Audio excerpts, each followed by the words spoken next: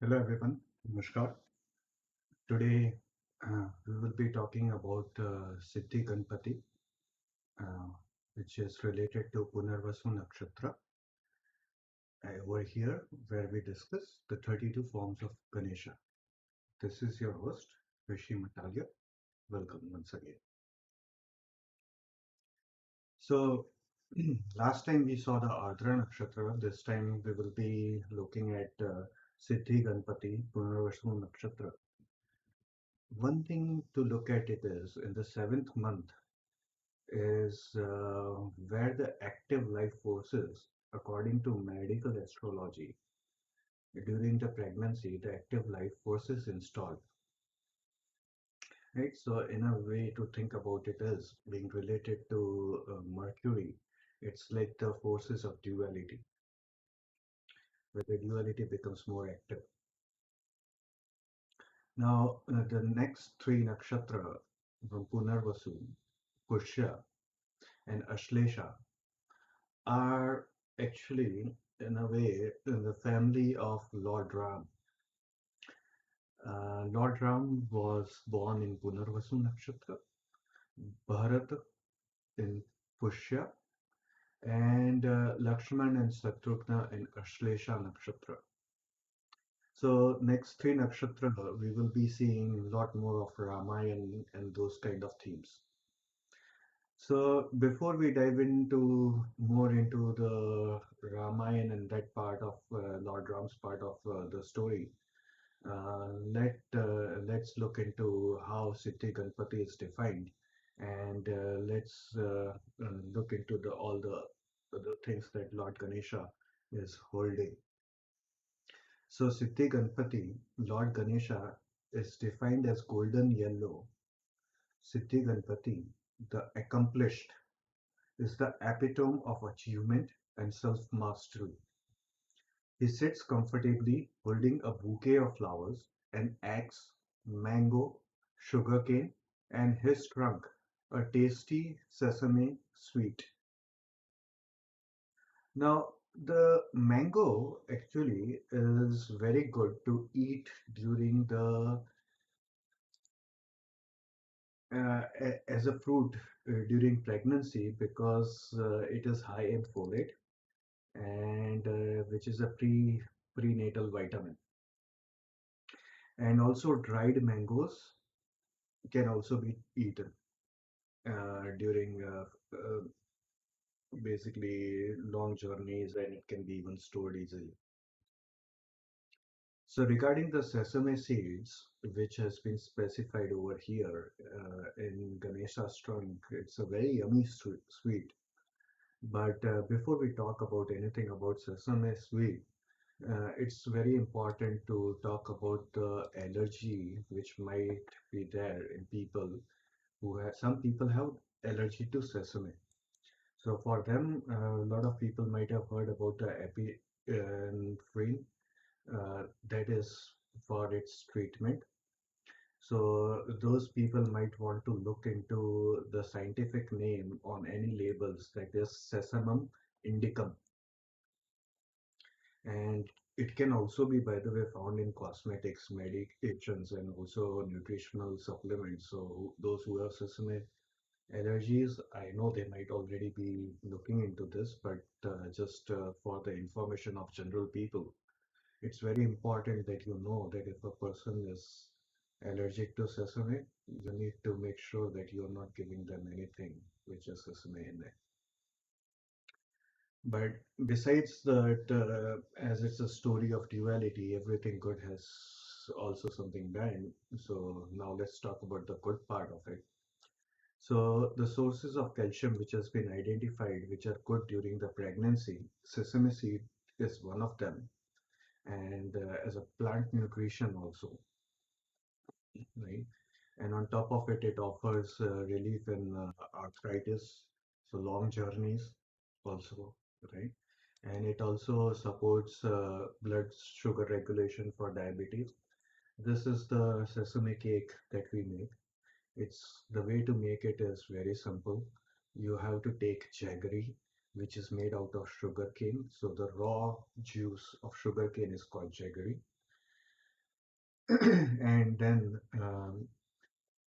the seeds are added to it, and then this kind of, when they are flattened out and they are cut into this kind of shape. Now going to what are the other benefits of sesame, there are some very interesting medical articles which are related to arthrosclerosis. So arthrosclerosis, what it is basically the blockage of the arteries, due to which many times people get heart attack and all those things, right? So the plaque on the artery walls, which can restrict the blood flow. So you can read some of these articles published on this PubMed government website. So over there they talk about the arthrosclerosis, how basically sesame oil helps in arthrosclerosis. CVD means cardiovascular diseases, then diabetes, hypertension, obesity, and thrombosis. Now, some of these are very much prominent: the hypertension, diabetes, these kind of, and obesity, and especially the hypertension and diabetes, very common during pregnancy for some of them. So, it will be very interesting. You should see these articles. And on top of it, it also has the anti-cancer properties. Sesame indicum. It's good for long journey sweets. And let's first see the other benefits. It's a good source of fiber, may lower cholesterol and triglycerides, so related to heart. So CVD, cardiovascular diseases, right? Nutritious source of plant protein. As we know, sesame is basically seeds of a plant.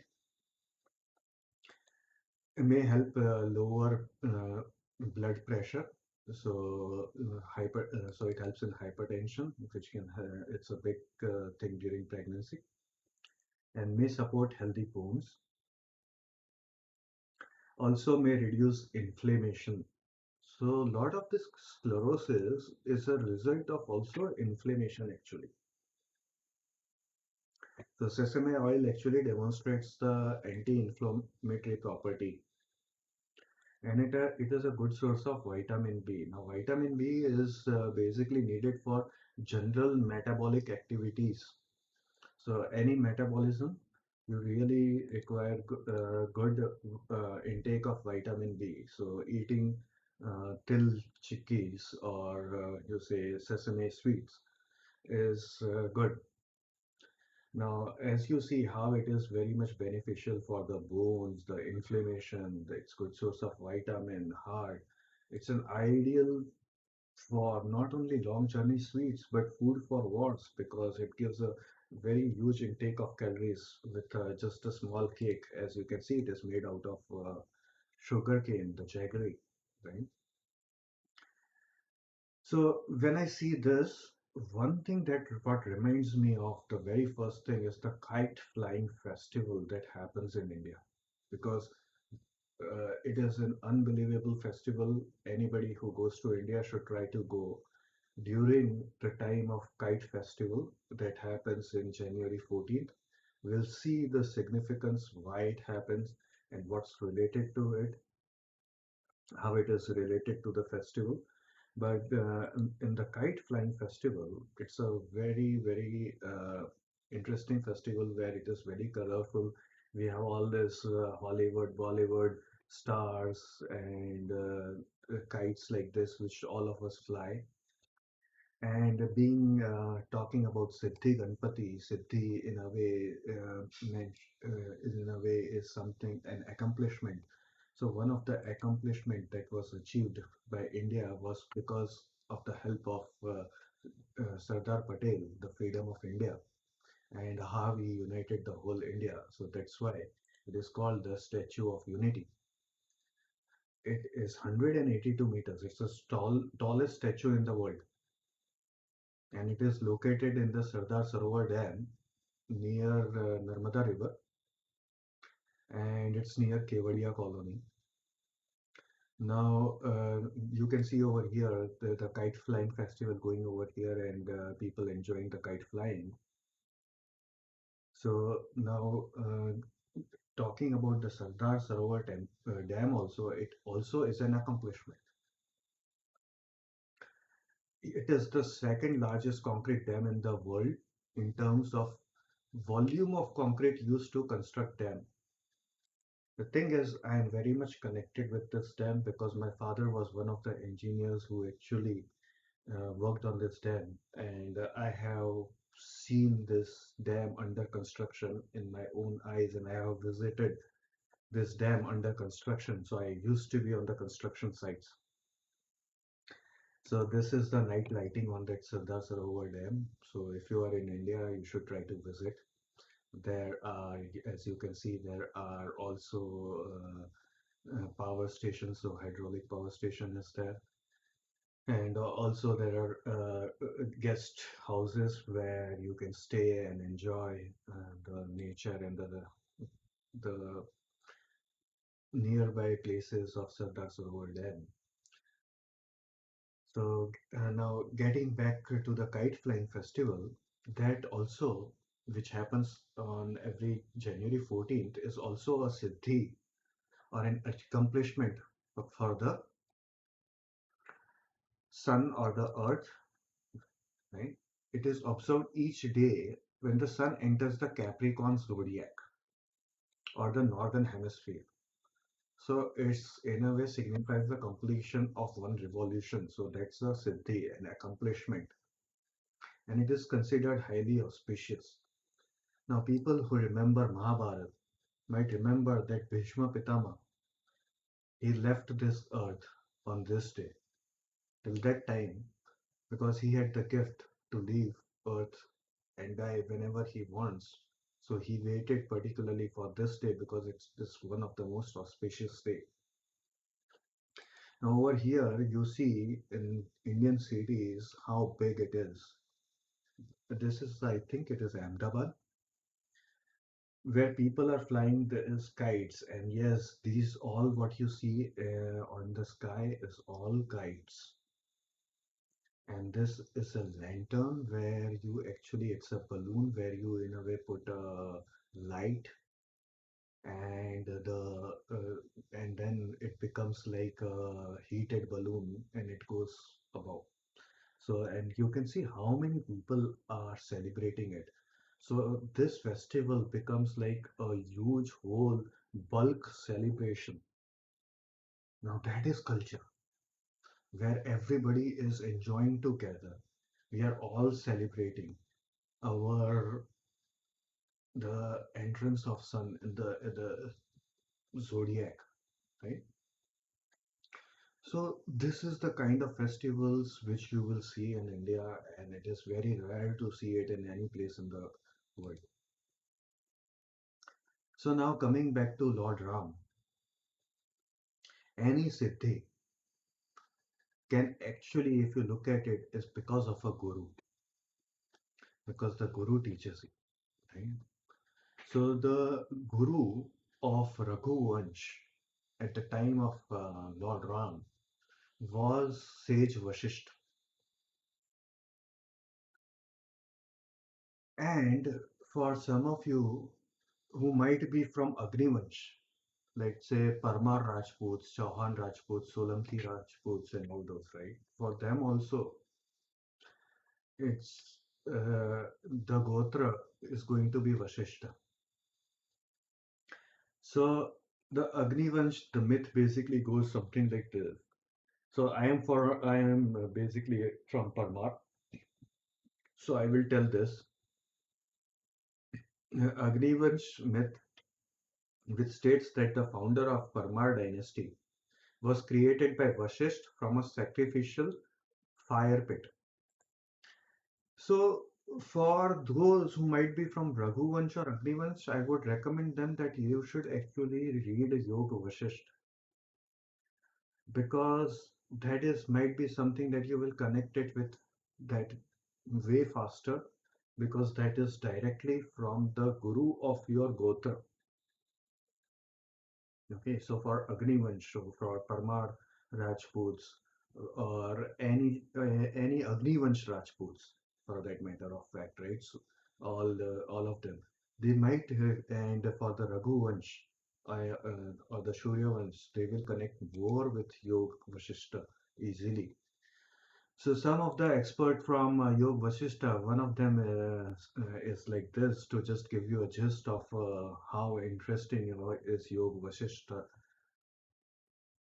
What it says is the remedy to the delusion of samsara is the inquiry. Who am I? To whom does this samsara belong? And when you actually start thinking about it, right, that's when the last part of this expert comes into play. And that is which entirely cures it. So once again, remedy to the delusion of samsara, or the worldlessness or worldliness or worldfulness, right, is the inquiry, who am I? To whom does this samsara belong? Which entirely cures it. It's an amazing uh, literature from Sage Vasisht. And over here, he is sitting with, if you take the name of Yog Vasisht, you cannot miss out his wife, Arundhati. And this is Kamdhenu, the cow. So always Sage Vasisht is always talked with his wife Arundhati, and he will always be shown with that. And that's not only true in this form, but also when he actually achieved his place in the on the constellation of the Big Dipper or the Saptarishis, because in India we call Saptarishis. In Europe, it is called the Big Dipper. The scientific name goes by like Big Dipper right nowadays, and it is part of Ursa Major actually. So if you look at in the night sky, Vashishta star over here, you will see a very faint star, and that very next to Vashishta, and that represents Arundhati, wife of sage Vashishta. So that is the story for some other time. But one another thing, very interesting thing to look at it is that there's a place in Wyoming, unfortunately nowadays called Devil's Tower, whose original indigenous name by the native tribes goes by Mato Tipila. It's in Wyoming. It's a place for spiritual. It's a spiritual significance place for the native tribes. And this is the painting which describes the narrative about the tower where a man rescues his wife from a giant bear with the help of his six brothers. So the man plus his six brothers and the wife of the man. So it totally describes the Saptarishi.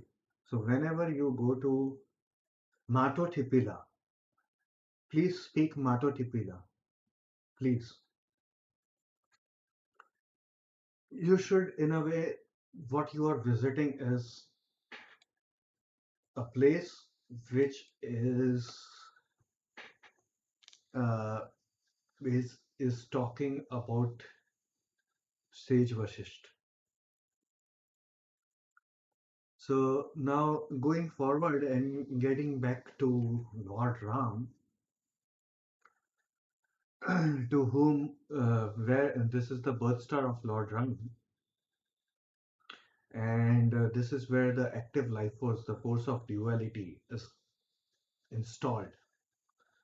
And one of the meaning of Punarvasu means to dwell or reside again. So it's a comeback. So this kind of theme you will see in people who are born into Punarvasu is that they will have ups and downs. They will have a comebacks in life, like something similar to what Lord Ram's story is in his life. So the birth star of Lord Ram, he is called as the bringer of the golden age, the Ram Rajya. He is also known as the Dharmatma. Another person who is also known as Dharmatma is his brother Bharata. Now Lord Ram is a person, sorry, Lord Ram is Lord Ram. Lord Ram is the one who is patient as the earth. Okay, that's why you see the bouquet. He's as patient.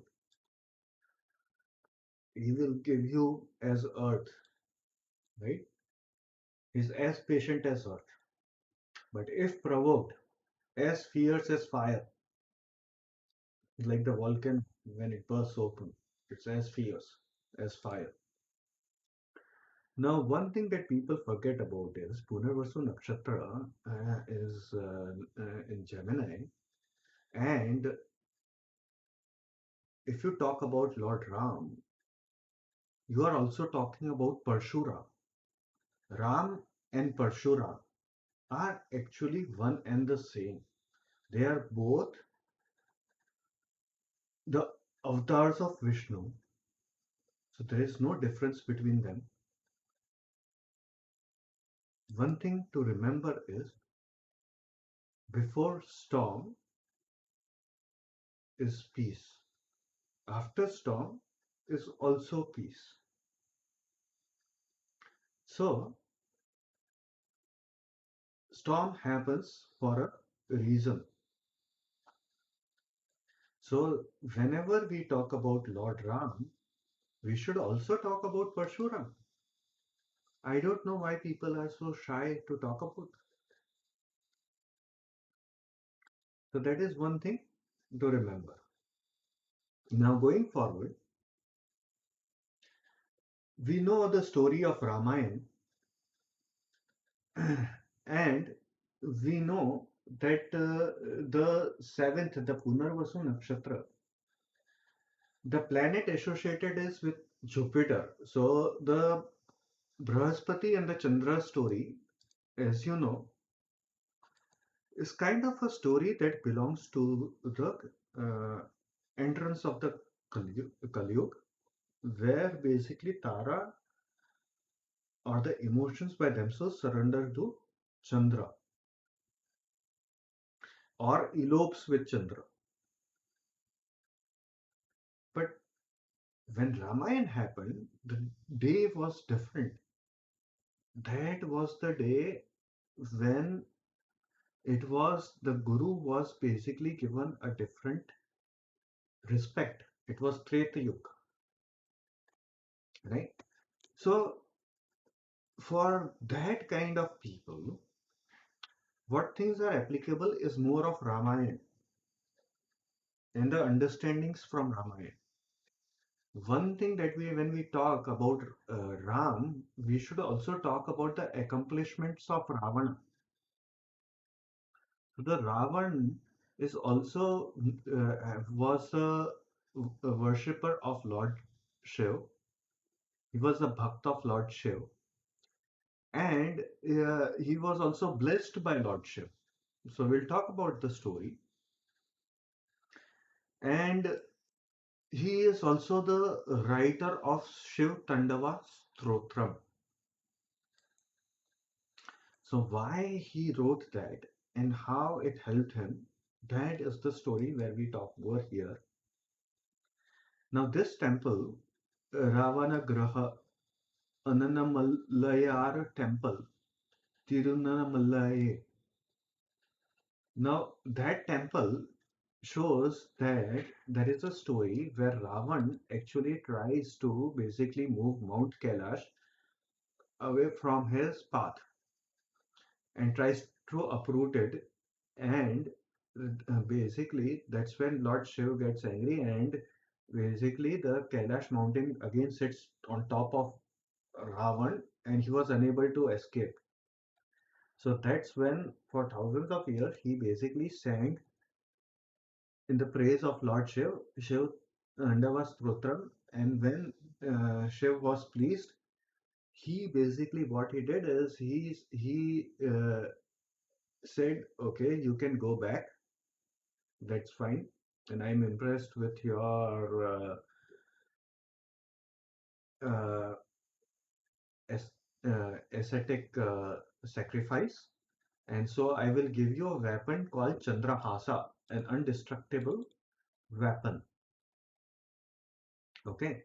The only thing that he said that you will that Chandrahasa, if you use it for wrong purpose, your number of days will be counted, and that's the clock of your destruction will begin.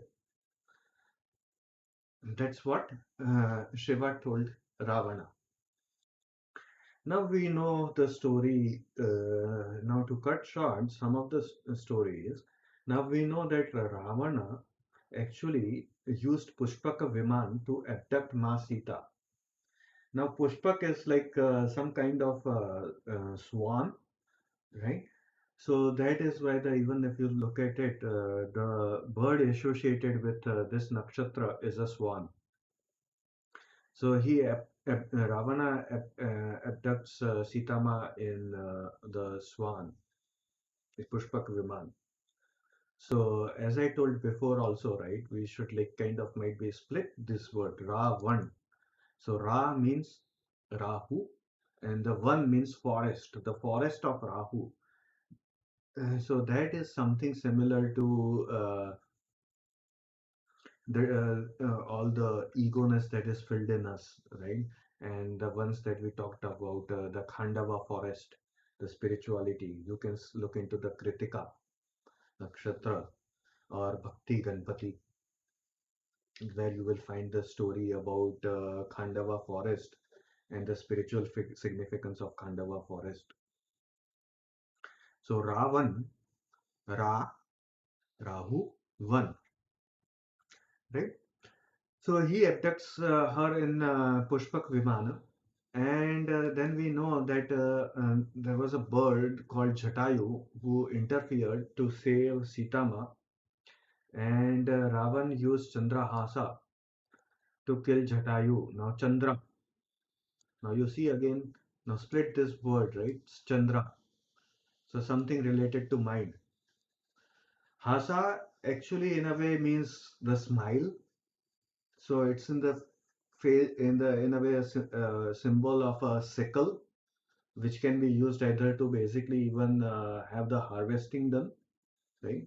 Or it can even be used for killing somebody. So Ravana used that to basically, in a way, get rid of Jatayu while he was abducting Sitama. Now, in honor of Jatayu, in Kerala, there is a statue made. It's called Jatayu Earth Center. It is in Kerala. Now, the sculpture which has been made in his is also a Siddhi by itself. That sculpture is a length of 200 feet. The width is 150 feet and the height is 70 feet. So, if you look at it, the people over here are so small over here. And this is Jatayu. Okay, so that is in Kerala. Might be means you should go and visit or whosoever is nearby or whenever you visit India. So that is the story of Jatayu. Now, when after the abduction happened, where did they go? So they went to basically the Lanka over here, right? Now, if you see the satellite photo of over here, there is a Ram Setu built over here, and there is no story of Lord Ram without Lord Hanuman and how he helped Lord Ram get Sitama back by building this Ram Setu with his whole army of Hanuman race. And as we know, even right, the food for wars, the til chikki, once again, right? So the war. So now that's the part of the war. So Hanuman by himself is like again a siddhi. He is the biggest bhakt of Lord Ram ever. He proves it by opening up his chest wide open with his hands and showing Lord Ram and Sita inside his heart. One another way of thinking about it that is basically Hanuman in a way is human cardiovascular system. Now we saw how the sweet, the sesame sweet, how much it helps in the heart, how the long walks help in keeping the hearts proper, how the activities like mountain climbings and all those things keep your heart proper, how the fun keeps your heart proper, right? Another thing is near Narmada, you can do basically what you call is a circumference of Narmada, where you visit 30 to 33 temple shrines. So that is also you very long walk. So that also take care of your heart, right? So now, as you see, all these things, if you look at it in a sense of abstractness, is related to cardiovascular system. Now, when you even sing, let's say, Hanuman Chalisa, or you hear Hanuman Chalisa, you will see the sound, the lyrics when it comes, and whenever the Hanuman Chalisa actually somebody sings, it's a very much kind of a sine wave.